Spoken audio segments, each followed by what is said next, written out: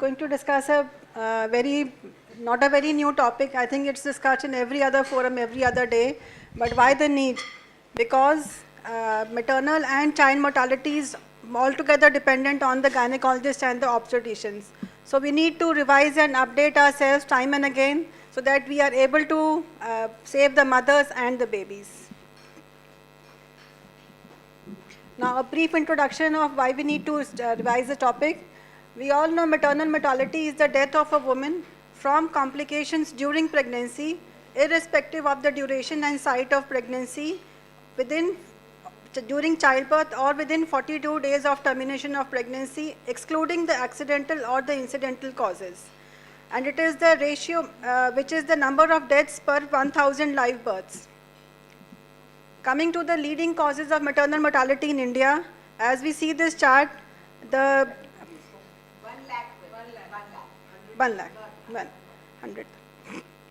lakh and somehow coming to the causes of maternal mortality in India, among the 6 leading causes, hemorrhage is the most important and the largest largest group which is causing the maternal mortality.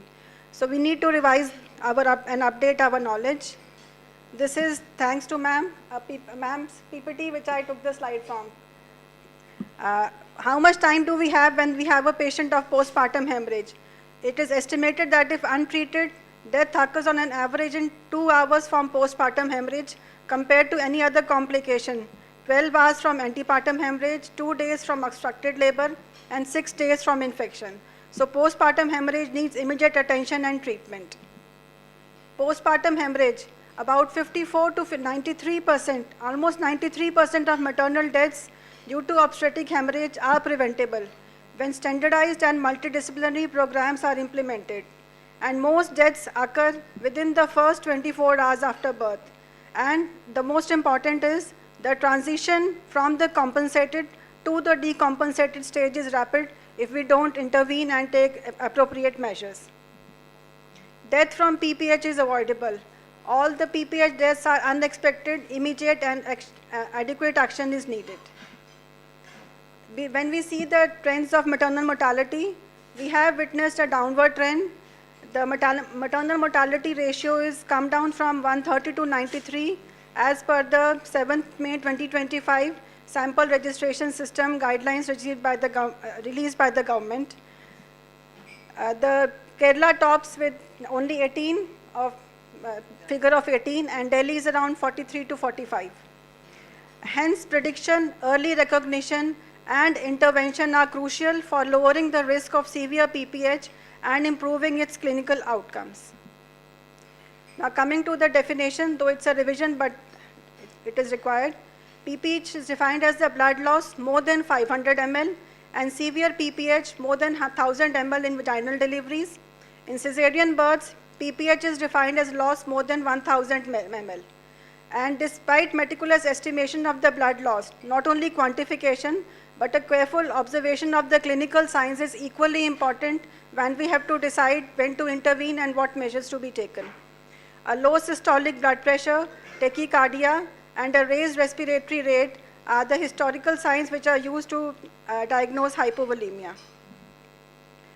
Now, a risk assessment tool is very important. Performing a prenatal risk assessment and planning is highly recommended. Early identification and management preparation for patients with high risk enables better outcomes, and patients with 2 or more medium risk factors should be considered at high risk. This is a table I've taken from the FOXI guidelines 2022, which have categorized the patients into 3 risk factors. Low risk, though no risk is, low risk is no risk, aisa nahi hai. All patients are at high risk, but just to quantify, low risk, where there's no previous uterine incision, it's a singleton pregnancy, no medical disorder, no known bleeding disorder, no history of PPH, and the hemoglobin is optimal. It's a medium risk when we have induced a labor, when it's a multiple gestations, there are more than 4 previous vaginal births, there's a history of prior uterine scar, there's a large uterine fibroid, there's a history of PPH, and other like fetal demise, polyhydramnios, chorionitis, we all know. And high risk are the patients which have 2 or more medium risk factors. They have active bleeding, There's a suspected placenta accreta or percreta. There's a history of placenta previa, known coagulopathy, and history of more than one previous PPH. Hemoglobin hematocrit is less and platelet are less than 1 lakh. Now, how do we prevent PPH? Once we've identified that the patient is high risk or a medium risk, we need to take preventive measures. The WHO, FOXI, all the bodies advocate prevention of PPH through active management of the 3rd stage of labor. All these active management steps are to be done by a trained staff or a skilled birth attendant. This involves mainly 3 parts: administration of uterotonics after delivery of baby. The first line for uterotonic is IV or IM oxytocin 10 units. And if it is not available, the second line drug is carbetocin 100 microgram IV or IM. Or then the third line comes methylergometrin 0.2 milligram. And if it is not available, or then we go over to misoprostol. And misoprostol 600 microgram can be given even by a non-trained birth attendant. Oral 600 microgram.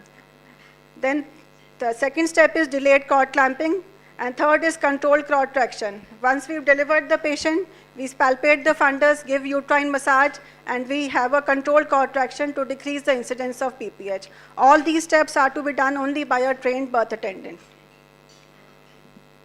Now, coming to the causes of postpartum hemorrhage, they are mainly divided into 4. The 4 T's we all know. The tone, which is the most common cause of PPH. Then we come to trauma, the lacerations, hematomas, and the ruptures of the uterus. Third is tissue, retained products of conception. And fourth is coagulation disorders, thrombin, which is very less. Coming to the causes, tone is the most important cause. Almost, I think, 80% of them, PPH is because of uterine atony. 20% PPH occurs due to trauma, lacerations in the vulva, vagina, cervix, or rupture of the uterus. Previous myomectomy scars can rupture. And 10% cases are due to retained products of conception, the membranes, placental disorders like vasa previa and Battledore placenta, something of placental disorders which can cause tissue, the 10% of these causes of PPH. And thrombin, the coagulopathy is only seen in 1% of cases. Assessment and diagnosis is very important. An accurate assessment of blood loss continues to be challenging in the care of women in labor and delivery.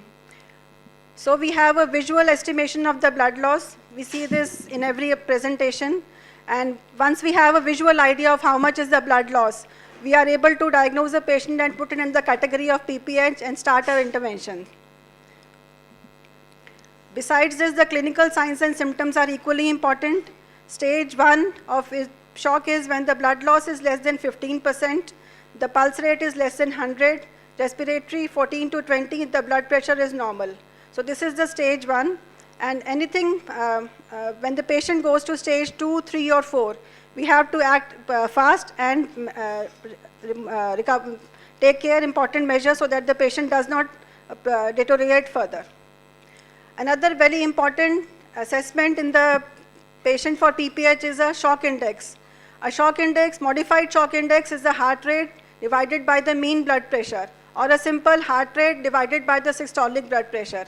Anything more than 1 is harmful. And this is a categorization of the shock index according to the mean, the modified shock index. Less than 0.6, no shock. Mild shock when it is 0.6 to 1, we have to act accordingly. Moderate shock, 1 to 1.4.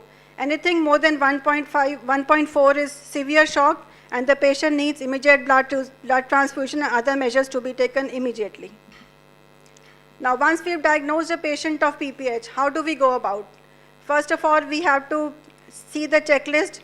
Once a woman has been assessed to have PPH, the immediate response, emergency response team has to be called for, which consists of the anesthetist, senior obstetrician, the senior staff nurse, and other helping hand.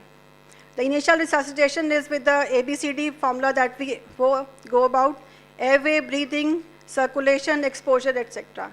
And IV access with 2 wide-bore cannula is important to start with the IV fluids.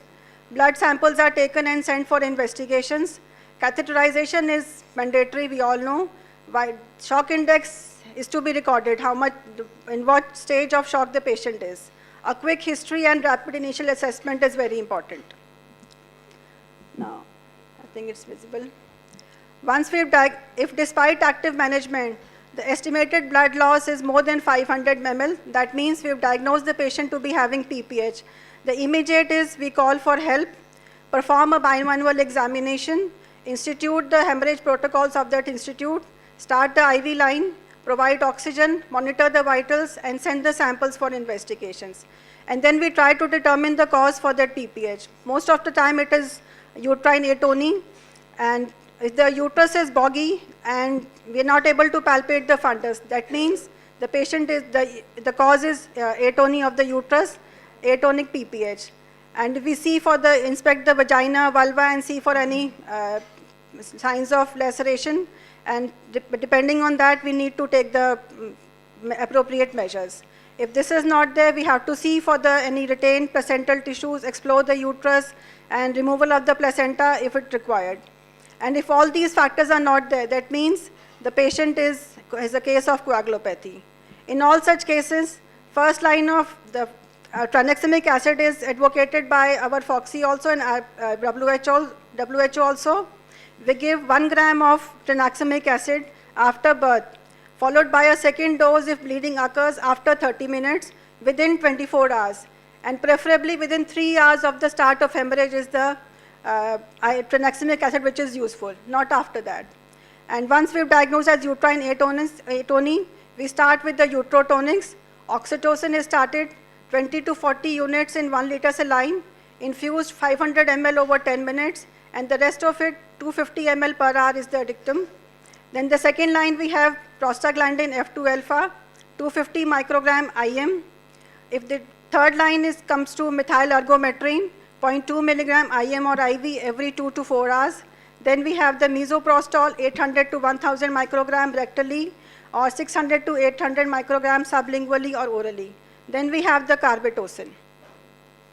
We keep on assessing the patient, and accordingly we take steps. This is the repetition of the same. All these steps have to be done in the first 30 minutes.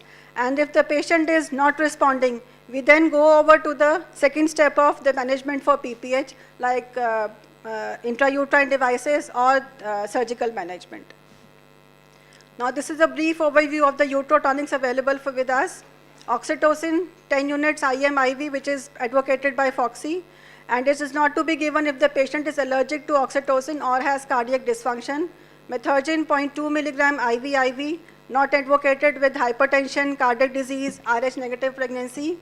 Prostaglandin F2 alpha is not indicated if the patient has bronchial asthma. Misoprostol, pre-existing cardiovascular disease is not to be given. Carbetocin is a synthetic oxytocin analog. It is not to be given in cases of serious cardiovascular disorder, hepatic or renal disorders, epilepsy, and hypersensitivity to oxytocin or carbetocin. The first line is oxytocin, we all know. 10 units IM or IV, or 20 to 40 units in 1 liter of saline started at 60 drops per minute, and continue it at 40 drops per minute, 20 units in 1 liter. Ergometrine, we all know, 0.2 milligram. It's all the repetition so that we are able to gather and keep it in our mind that this is all to be followed. Repeat, 2.5 milligram can be given every 2 to 4 hours, maximum 5 doses. And the storage is at 2 to 8 degrees. Hypertension, anemia, and Rh negative pregnancy, cardiac disease is a relative contraindication for ergometrine. Misoprostol is to be given if oxytocin is not available or administration is not feasible. 800 micrograms sublingually, and we know it is stable at the room temperature. And it's also cost effective.